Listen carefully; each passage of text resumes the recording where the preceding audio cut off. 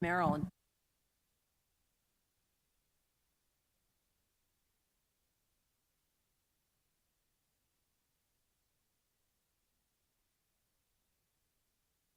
Everybody turn your mics on. Thank you. Call the meeting to order for September 25th.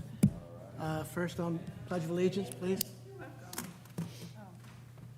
I pledge allegiance to the flag of the United States of America and to the republic for which it stands, One nation, under God, indivisible, with liberty and justice for all. Oh, hello, Gretchen. Yay. Meryl, you have roll call, please? Thank you. Present, Randy, Gretchen, Mike Yeager, Justine, Barb, Charlotte, Mike, and Hope. Kim Okay. is the only one out, and Angela.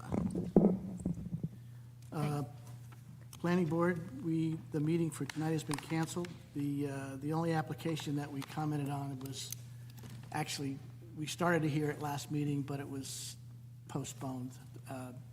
They're going to redo parts of the application. Mike, I guess you're up on the, No, but did we approve minutes? oops, sorry about that. That's, Here. yeah, the minutes of August 22nd, 2023.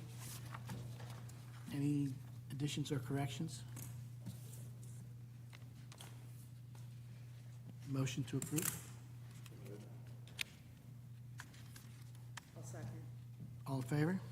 Aye. I will make a comment. Jim Testa had a comment made something in the paper about that the chairman of our committee, me, made some comments, and I didn't say anything in the paper about it. It was Jay Schatz who said it all. It was who? Jay Schatz said it all Oh, Oh, right, when he was here last when month. he was here, and I don't know if anybody has anything to say about it, but there was an editorial by Jim, and I don't know. It's okay, but I just want to know, I didn't say it. I just want everybody to understand that I didn't say it. Jay did. He made a comment that the chairman of the Environmental Commission said it. Anyway, okay. and everybody did get that. Yes. Okay. Excuse me, and the city said that there were changes to the environmental list, and I sent that notice around to everybody that if they wanted to comment on it, to please do. That list? No, to whatever, We already approved the change. It was a resolution, I believe. Or no, it was an amendment to an ordinance, I'm sorry. And it was really, the issue was, we had a very specific bamboo identified in the ordinance the first time. And the problem is that there are several bamboos that spread fast, and they changed that very specific bamboo to the, I think it was described as the aggressive spreading bamboos, and just to be sure that we've covered the lot of all those plants that are a problem. So that was the only change.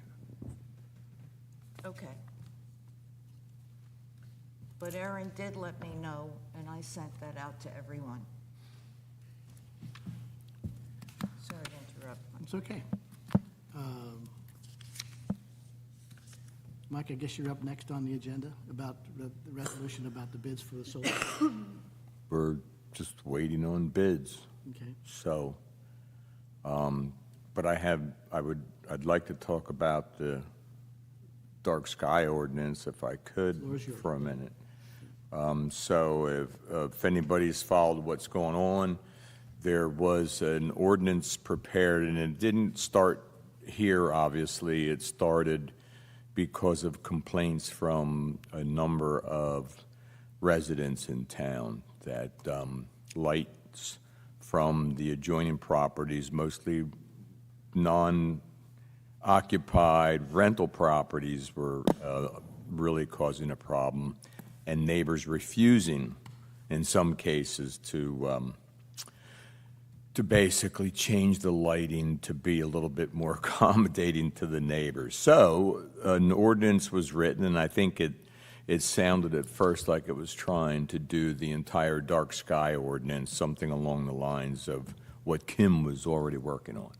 So I asked the solicitor to, modify it. I said I didn't want to see that go forward without this commission reviewing it first. And really, if to make it go forward, it would be fine if you would just change it to where you would give code enforcement a tool to use when neighbors are having problems with blinding, offensive lights from neighbors.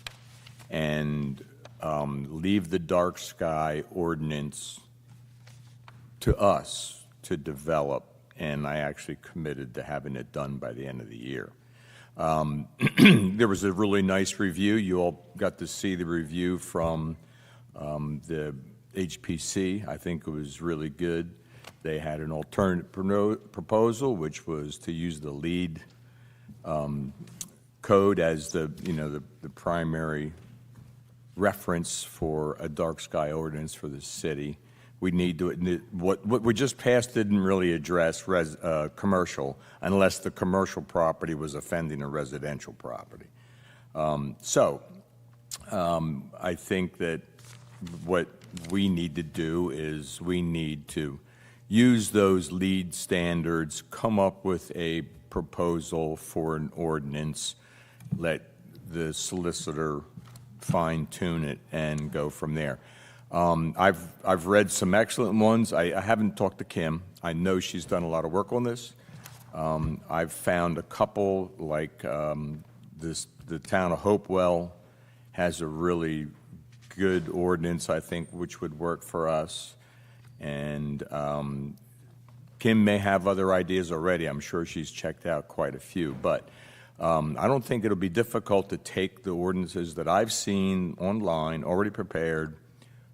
We can modify them here to make sure it meets all of our standards.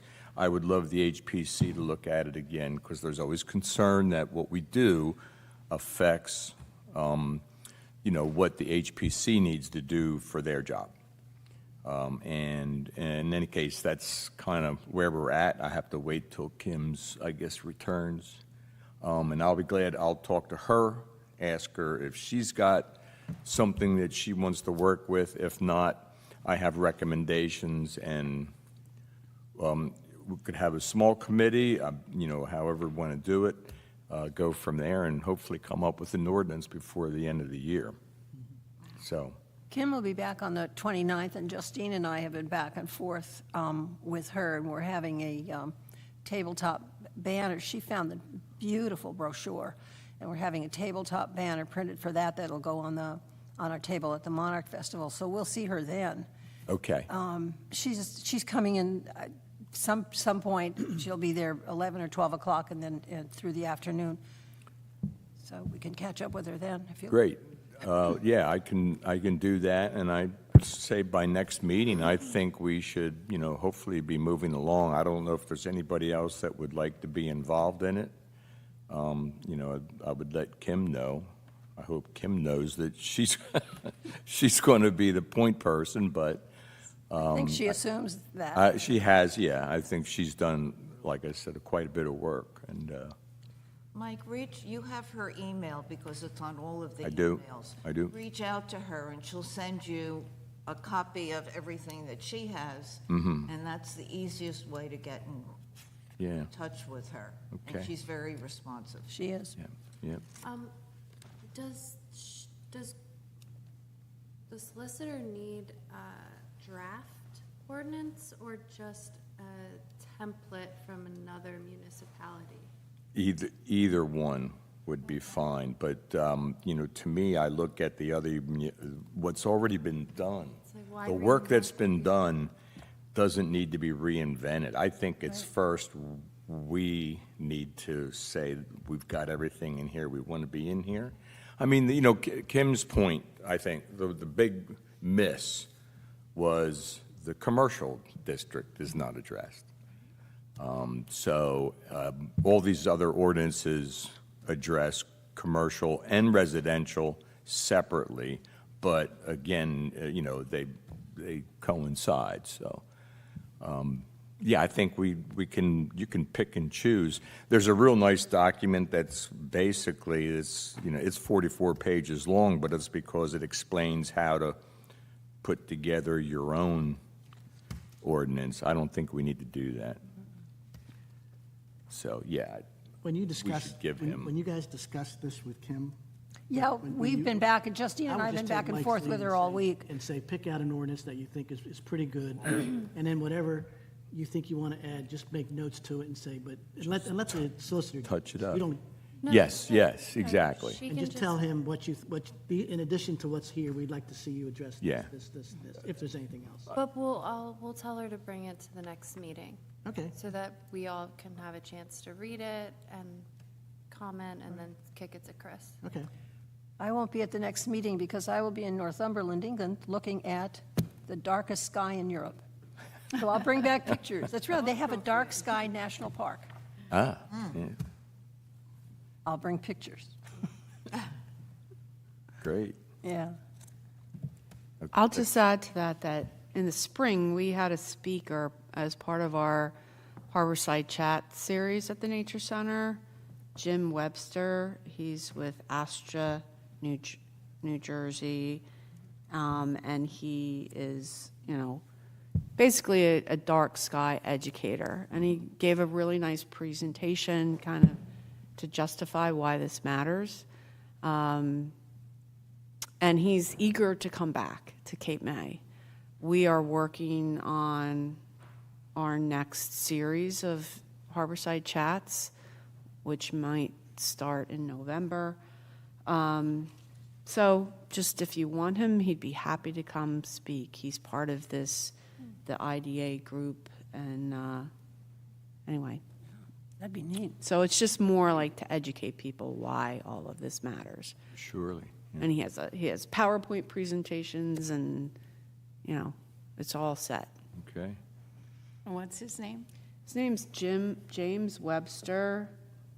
I had to look it Gretchen, up. would that be for our meeting or for? For anything, we could invite him back to be a speaker again in our series at the Nature Center. And yeah. And then my husband, Mark, did do an article in the Star and Wave after he had spoken, and he did that. So I could always ask Mark to rerun that article or kind of write a new twist. It's just all trying to put the positive spin on it for the public. I think that's like coming at it from all sides. Yeah. I think that's perfect, and the timing would be perfect in the November Yeah, time period. okay. Because like I said, I think it would be nice if we could have something going by then, presented to council, and get it done before the end of the year. Which would be my goal. So, sounds good. Okay. Okay. So let me when do we want to get this, do we want to contact him and let him come speak to us, or what do you want to do? What's the? Could issue you he wanna do? speak at city council, or does that take up too much time? You have a really short presentation at a city council meeting? It's possible, you're allowed 5 minutes. Of course, nobody does 5 minutes. No. They really don't. I think that it's possible that maybe after the introduction, and the next, I think they wait 30 days before public comment is allowed. It actually could be, if there's any kind of conflict that starts after it's introduced, it would be perfect to have him come in the same day that there's public comment, because it's the same day that we all express our own personal opinions. So what a better time to have somebody knowledgeable and explain and, knowledgeable can explain why we're doing what we're doing, that it is really important. So I would say if we're going to have them come in, It would probably only be because we need him to, help get the ordinance passed. Otherwise, I don't know that it'd be necessary, but No, then we'll just, I would certainly wouldn't mind if we would do something here, but we can also mention the fact that he's going to be doing a presentation in November.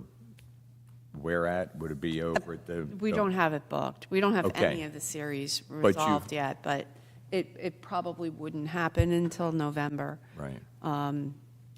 probably on a Thursday.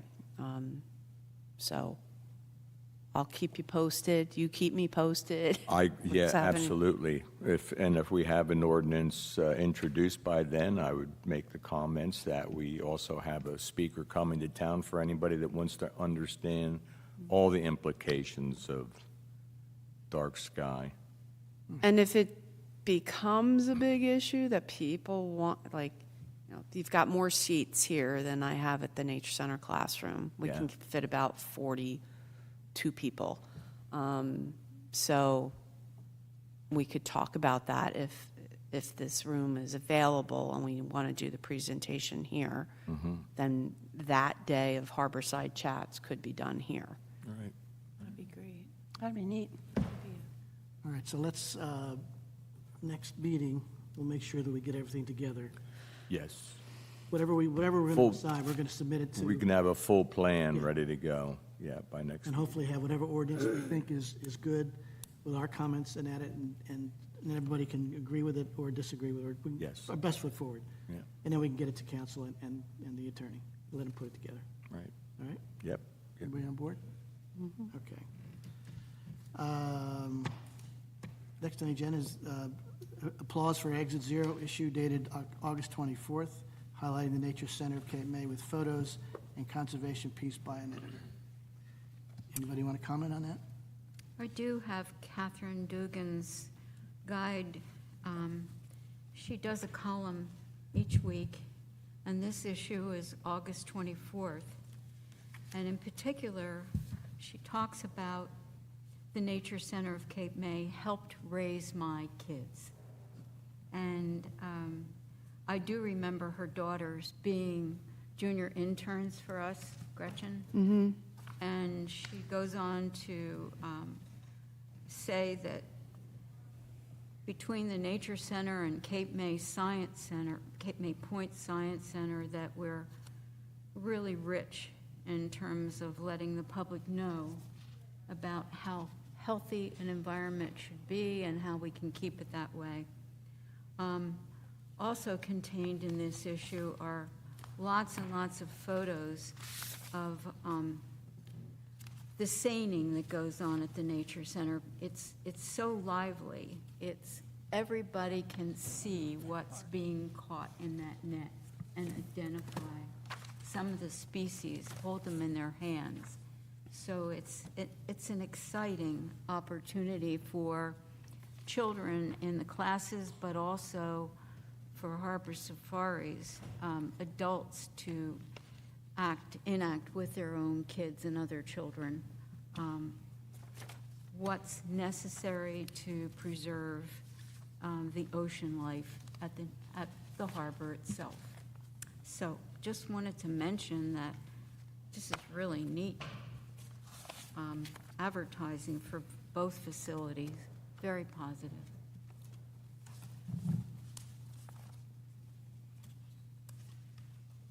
Thank you. Yeah. There's an ANJAC report on ocean warming. Yeah, unfortunately, I'm up again. Sorry. This time, I'd like you all to reflect with me as historian for your group. So in November 2005, I have a huge document provided by the Future Sea Level Rise and New Jersey Coast, assessing the impacts and the opportunities. And one of the authors' name is Michael Oppenheimer. not the Oppenheimer that we associate with, you know, the bomb or anything else. This is a gentleman who's a professor there at Princeton and was a part of this scientific study. And this is how it occurred, that it was at our meeting in 2005 as an environmental commission. One of our members named Susie Kurkowski, her father was Councilman David Kurkowski, and her, so Myra and Dan Kurkowski's daughter, Susie, is here, and she's talking to all of us about rising sea level, and she's telling us that we ought to do something right this minute about it. She has since gone on to own a store and become an attorney herself, but this really did leave a lasting impression on me, and certainly introduced me to Professor Oppenheimer that she was discussing. He indeed was, his alma mater was MIT. He had a doctoral from Princeton, and he went on to talk about the ocean and its impacts and the climate. That was the tie-in, the climate. The fact that the ocean is this great big body of water, 70% of our globe are ocean waters, absorbing an awful lot of carbon, huge amounts of carbon. And it being very, very important, then our ANJAC, this issue, our fall issue, says New Jersey will bear the brunt of sea level rise in more than one place. Other issues, issue after issue of this wonderful little magazine that you all don't seem to be getting. Not getting it. Rachel gets hers. You are? Yeah, I'm getting it. So it, anyway, it talks about in here how we need to keep the carbon emissions down all globally so that we're not making the ocean waters more acidic. And this is really a big deal. This present issue of our ANJAC says New Jersey will bear the brunt of sea level rise in more than one place. So I don't know how to get this out to you all. It's a very scientific, well done. It talks about the acidification in New Jersey and what it's doing to the marine life, so that we know about the whales having some kind of issue. It may well be that some of this acidic is not good for them and their life cycle. And certainly it discusses sea level rise as well. I think that with your authority behind my motion here, I'd like to get in touch with ANJAC and ask them to get each one of you this copy at least, the fall issue. Would that be all right? Certainly. I'm just confused of why not everybody's getting the report, because I know, if everybody's a dues-paying member, right. which we all are, then we should be on their mailing list. And Exactly. I don't understand why we're not. I get emails. Do you all get emails from them? No, I get nothing. I get the I reports. get emails. I get the reports. Yeah. I get nothing. I'm a non-person Email. to ANJAC. I mean, maybe it's an option, but I know Rachel Palermo, who's no longer on the commission, she still gets that. the copy of that. She gives them to me sometimes when I visit her. Can we call them and say, could you please, like, add us to your name? Just call them, I'll call them. Yeah, they should have our dues, I'm sure Yeah, I that mean, they, I would contact the clerk first and make sure that. The city clerk? The city clerk. Okay. And just make sure that we paid this. I'm sure we did, or else we wouldn't have, I'm sure we paid, I'm sure we're up to date on that. Sure. But in the same token, we ought to see exactly who's on that list Okay. of the committee. I mean, I will. and then you can call them and say, look, here's a list of 6 additional people that aren't getting these reports. Yep. I mean, it's, We might have it maxed out with previous or former members. Might be a, then just delete those that aren't. Delete, those, although just get Rachel people wants that to. should be getting it. Okay, thanks, I will do that.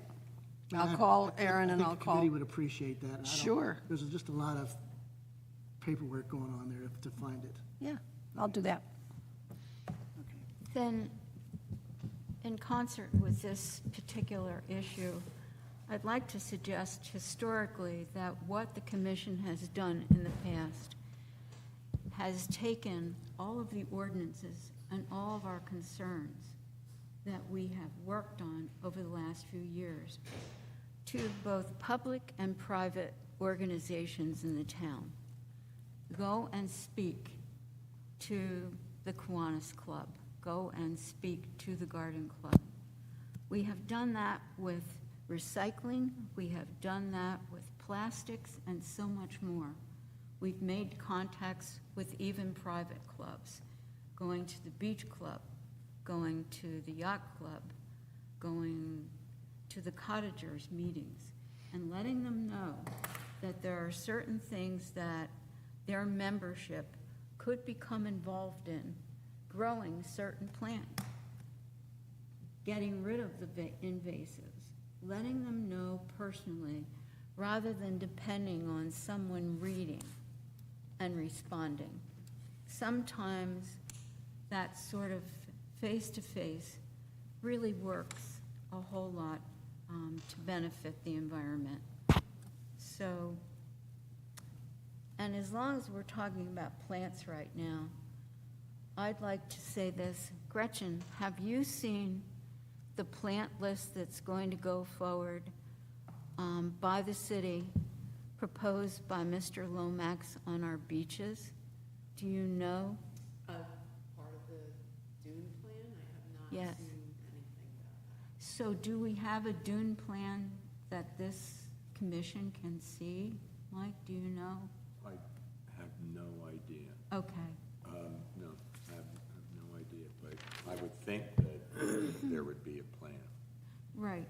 Do you think it would be possible for Gretchen at least to have a look at it? Because in these little booklets, for example, they've got Ocean City plants beach plums for erosion control. I mean, these are the kinds of bits and pieces of exchange information from one commission to the next, up and down the coast. And I think it will be important for Mr. Lomax's company to know the kinds of things that are already growing there, what's sufficient to be left, and what we might add. When we started with beach plantings, with Mike Shovelin helping and spearheading this with the Kiwanian group, that had to be 30 years ago, and it was American beach graft that they went out and put on the beaches to help with the erosion control. And that's kind of the end of my, Well, Jay talked a lot about that at the last meeting, about what he thinks, what the Shade Tree Commission thinks should stay and what Lomax thinks should go. And possibly we want to just, I think it's important that we look at that because, you know, I was looking at these, in the last couple of days, it's been really interesting to go down to the beach and looking at some of those plants that Jay fears might be taken out that possibly should not be. Since they already dug up all the beach grass to put in new showers, maybe they want to We don't know when that beach planting is going to happen yet, do we? Okay. Maybe we can investigate. That would be great. Help. Thank you. I will find out. Okay, thank you. I try and photograph articles that I see, and I don't see anything, any reference to the actual plan. So I don't know what's available. Right. Gretchen, what do you think? This goes back many years, goes back many years, even before our mayor was mayor. He was on council. And I went to like one meeting of an advisory, the Beach Management Plan Advisory Committee, and it was Zach Mullick. Is that a convention hall? No, it was at the Nature Center, and Scott Maslow asked Zach and I to get together, and we were looking at the beach management plan because it needed updating. It had a lot to do with the seawall work. It also had to do with what the city was doing in terms of trimming, especially down closer to the cove area. And then I never came back to the, like, that was, it just kind of petered out. So I don't know. I would be happy to review the beach management plan, especially when it talks about management of existing vegetation and any addition of new vegetation, because it's critical wildlife habitat for our migratory birds and butterflies, and not only for stabilization of the dunes and all of that, but the things that we're planting in there. And so, yeah, I would really like to see it. I think the Environmental Commission should have a chance to see this and comment on it. But I don't know the status of anything at this point.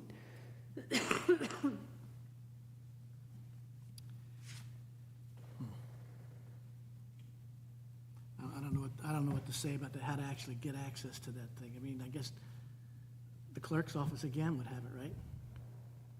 If there even is there one yet? I would think so. All I can do is ask around and find out. Going forward, of course, we had discussed the seawall, and the seawall is plannings on both sides. I mean, that's one of the more important parts of the seawall when it's done, and it's been made clear that the plantings for the seawall will be approved by this commission. Whatever they had in mind, that'll go through here. But the beach, the erosion protection right now, I haven't heard anything as to who's doing what. So all I can do is find out. Thank you. It's pretty easy to get up to speed. And I have in my notes from the July meeting that the Lomex was waiting on permits or like permit status requirements from the DEP, and that it would take 1 to 2 months. So if that's what we were told in July, maybe it's time to circle back and check again. yeah, this town's being held up by a lot of issues that we have to get straight with the DEP, that's for sure. We have to get their okay on everything. Okay, Justine, you want to comment on the Monarch Festival? I Go ahead, whatever you want to say, go ahead. Hope really updated everyone Okay. on it. So we're just going to do the dark sky information for adults. Charlotte is heading up crafts for the kids. It's a little simpler this year, but if anyone can come, What's the date again? I'm sorry, it's Sunday, Okay. the 1st. So far, they're just the three of us, so we could use a couple more people. Yeah, I'll be there in the morning. Kim will be late morning to early afternoon, and then Hope's coming in the early afternoon. So, I just, Yeah. it's like kind of unrelated, but also related to Charlotte's comments on ocean warming and sea level rise. And I just, every time I'm out on the water, I think about like, what makes this island the most vulnerable to sea level rise, and it's actually not our beachfront at all. It's our creek. Back Bay.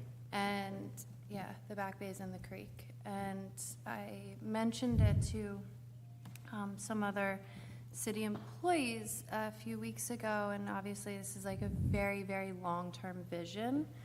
But, you know, perhaps at some point, the city can engage with an engineer and start a discussion of what it would look like to put a movable seawall or a lock system across where the creek is, so that boats can still access it, but as sea level comes up, it's not just flooding the interior of the island by the creek. It's definitely our Achilles. It's what floods already all the time. And it seems, I like thinking creatively, like that kind of project takes like 10 years, maybe more. So it's like, you know, potentially, it doesn't matter what we build around the island, if we don't do something there, we're gonna be flooded. Fortunately, it's just, that's not only our vulnerability, but it's everybody along that, everybody, lower. Oh, middle, absolutely. Yeah. It would All be the way a up. cross-municipality collaboration, and, you know, it's so far from reality. It's such a, like, crazy idea, but I think it might be necessary 50 years from now, if that whole section of the island is gonna be underwater otherwise. Well, it's the one of two exits from the town Right. is affected by it. I mean, it is now. It is now. It's tough to get out of town now when we have flooding, you know, on the creek, and it's, And it's not worse. a broad creek Right. either. Like, it's not a huge stretch of infrastructure that would need to be erected.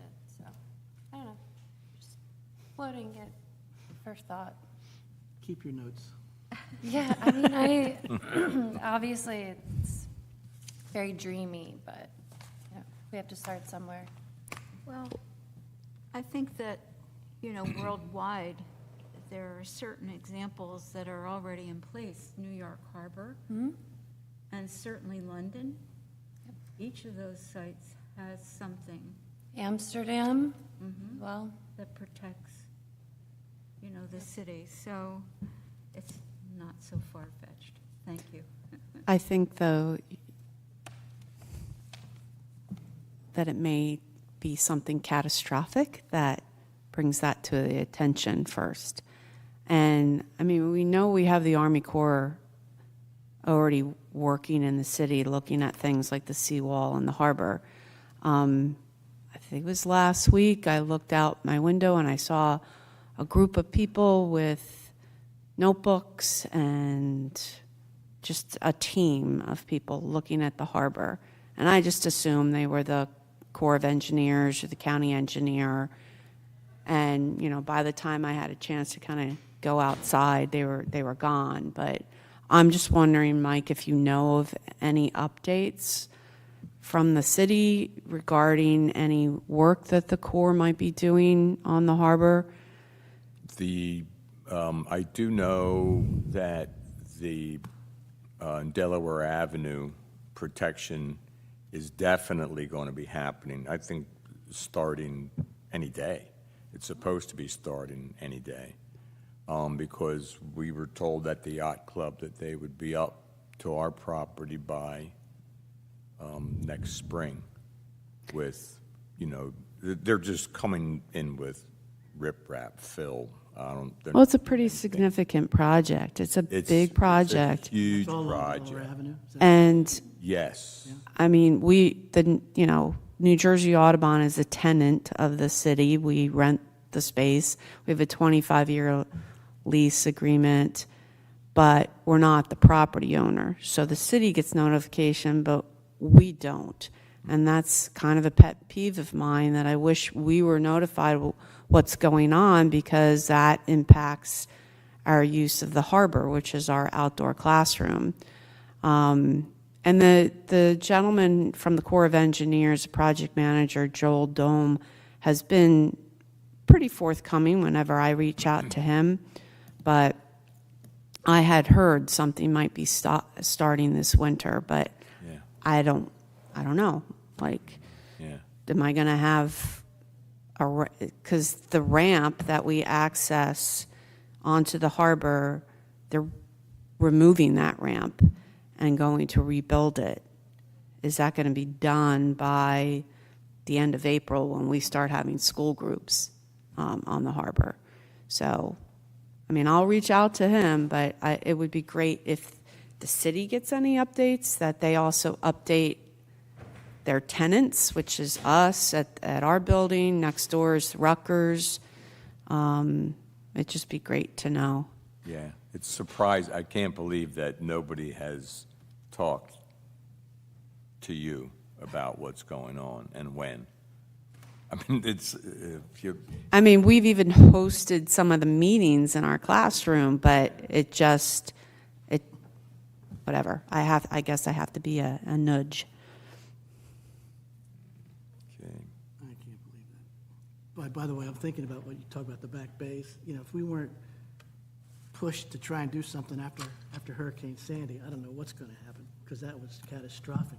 That Sandy issues with that back bay stuff. all Well, up and down the coast. so that's interesting. The money that they're using for the harbor shoreline stabilization is Hurricane Sandy money. So how many years ago was that this project is finally going to happen? So you're right, 10, 20 years before anything. I think the seawall project too, that the Army Corps is doing is also Sandy money. Yep.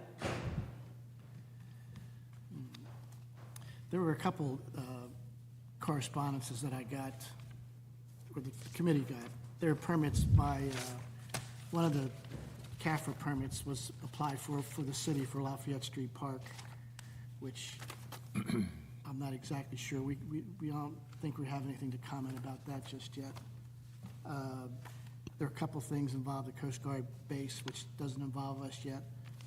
There was one application for the Ocean Club, I think, the Grand Hotel, which may come down. We haven't got a planning board application on that yet, but there's probably something coming on the Grand Hotel. I don't know what they're doing yet, but right now it doesn't involve us, but it might down the road a little bit. That's all the correspondence that I have that are pertinent. Will you keep those? Oh, yeah, I'll keep them. Because it doesn't help for me to keep them. No, I keep them. It's fine. I mean, good. I just have one more So question. go to the order. Anybody have any comments? Yeah. Go for it. I have some updates on dates. So this Saturday, September 30th, is the native plant sale at the Nature Center for trees and shrubs. We'll have 27 different species of wildlife beneficial trees and shrubs. And that is from 10 to 3 p.m. on Saturday. Then Sunday, the 1st, October 1st, is the Monarch Fest. I'm sorry, I can forward through an email the agenda for the day with different speakers and, 9, I should be there, right? yes, yeah, Set up. yeah.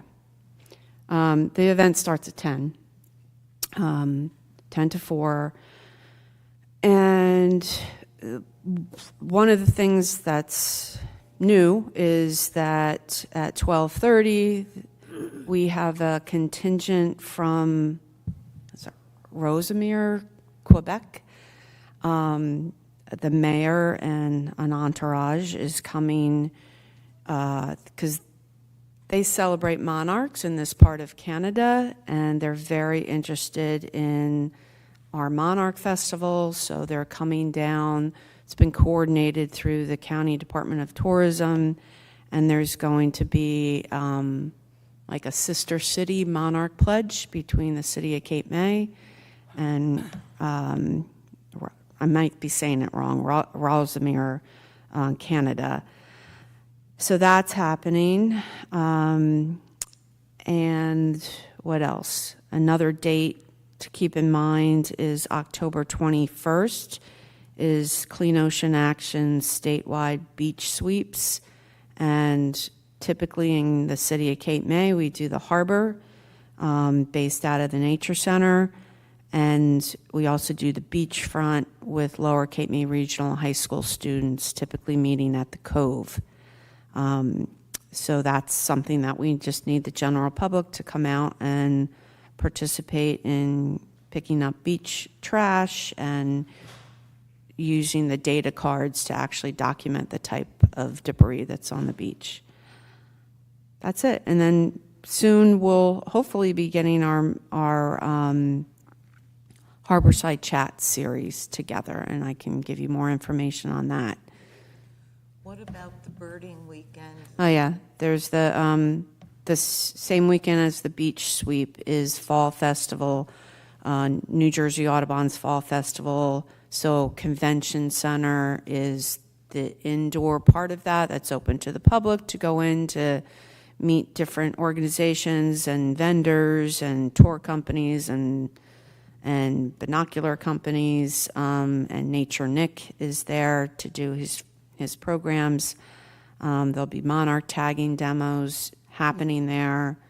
Just so you also know that every Monday at the Nature Center at 10:30, the Monarch Monitoring Project team is there doing a pop-up demo, monarch tagging and walk in the meadow, which got hammered by this storm. Plus, we had a major tree fall down that I'm hoping the city's going to help us with.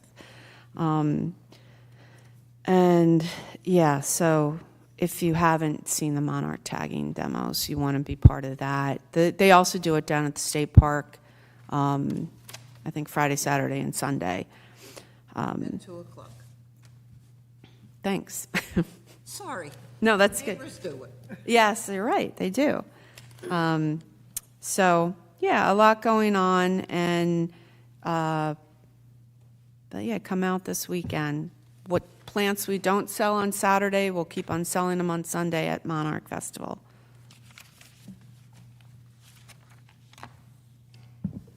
I have one more question. Having read a local newspaper, understand that our Cape May City Elementary School is going to be doing some work, perhaps a new roof. And I know that we have an ordinance which applies certainly to city buildings about having solar panels applied to our if at all useful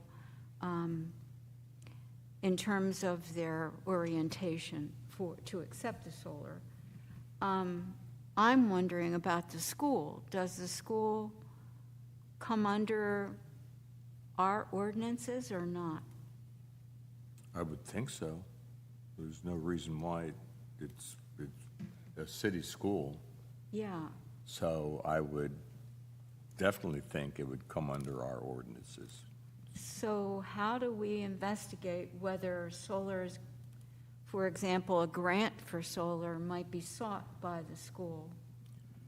I'm going to say that probably, the proposal that we talked about earlier, we went out and we're looking for bids to do solar on as many buildings as possible. I can't imagine the school was not one of the buildings that we would put it on. Grants are another issue. Certainly, we have people that are, pursuing grants for us all the time. So I would think that any type of solar grant that's possible out there, we would get. Although I think that they're difficult, at this point in time. For a school, it might be different, it may be easier.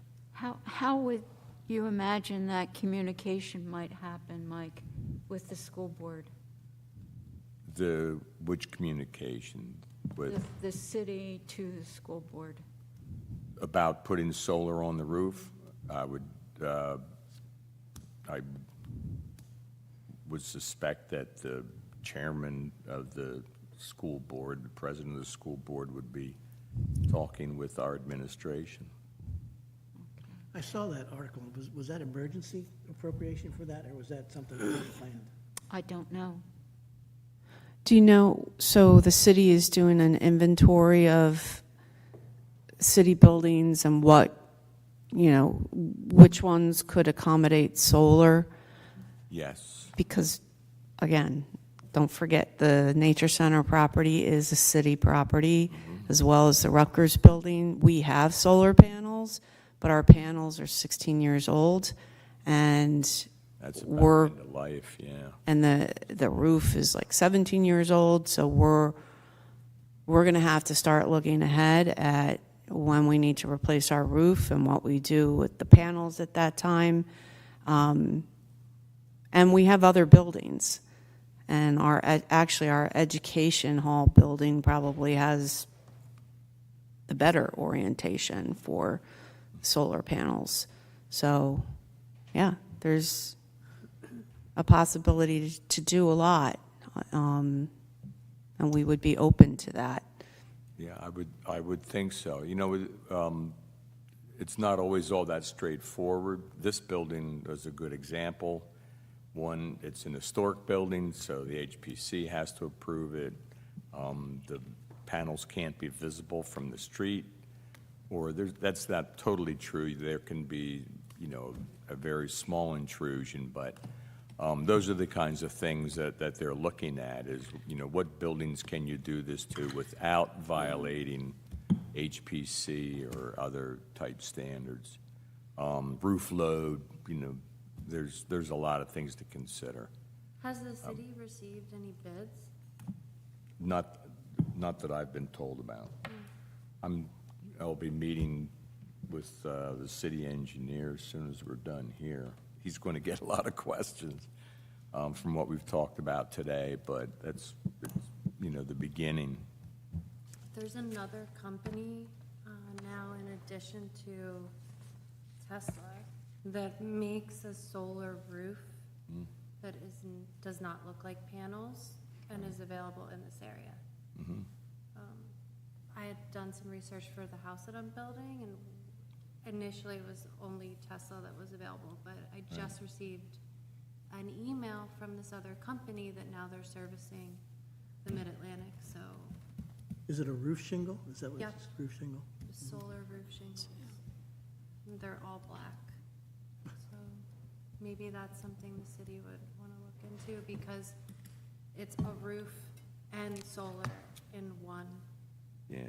It's a lot easier to streamline the process. Yeah. I don't want to, I think HPC has already commented on those shingles, I think. I don't know Yeah. if they've changed their mind, but Well, if they're not in the front, you would think. the back, You I would mean, they look a lot better than asphalt shingles, which are not historic. But the school is a flat roof, right? Well, you would think that the school would be a perfect recipient for solar panels. I mean, there's no trees, there's nothing around it, to make it viable, but either was looked at and decided not to do it, or else they didn't do it, because it sounds like they're getting closer to doing this roof project. I don't know. I don't know the answer to that, Charlotte. But that's Board of Ed business and not the city. Well, I mean, if you are doing a roof project, you're going to do it before you do the solar. The roof has to be, in Unless fact, you unless don't. you do things to the roof to help support what you're going to be doing later on down the road. Well, I know that one thing is if you're going to put solar on a roof, you do everything you can to get the roof to at least a 15, make sure that the life of the roof is going to be 15 to 20 years from the time you install the solar because of that. 15 years for your roof. I think they pretty much say after 15 years, they start, at that point, they've deteriorated to the point where it's time to replace them and get back to 100% efficiency. It's the problem is that they just keep, Mike, the Meadows Producing of less the and island, less. is in the middle of a roofing project, and a very expensive one, and they're guaranteed for 25 years. yeah. That's pretty impressive. Pitched roofs are easier to maintain or longer maintained than a flat roof, though. I mean, you have pitched roofs, so Pitched roof. that's easier to do. That's solar roof. Anybody have anything else? Valid. Anything else? Okay, is there a motion to adjourn? Okay. Okay. Sunday, Monarch Festival. Please come, there's only the three of us. My business is all solar, 100%. I just went through. Are you setting up early in the morning then? Yeah, so that's, I For the did Monarch Fest? solar shingles, it looks like Oh, that, you but do? a different company. That's Yeah. It's all right. But that company is a. No, it's I just don't a need to be long there all day. day. It's a huge pain. Help set up for the other festivals. So how much And you have to- of your energy We were there for to the shingles, yeah? the summer. So you've got